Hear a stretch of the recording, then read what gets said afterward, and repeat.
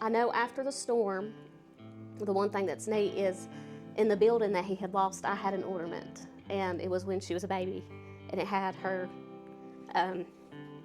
hat and her armband from the hospital, and somebody from the relief that was working. And somebody, a volunteer that had come from Alabama, they had found it on the riverbank all the way down in relief, which was nearly 30 miles from the house. Yeah, and they had contacted me on Facebook and said, I think this belongs to you, and it was an ornament of her.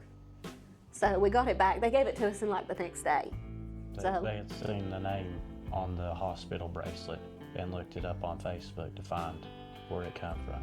So at least some things, was found from that far off from here, and they returned it to us. So that was really good because, we did get something back, and it showed people, do care to get your stuff back to you.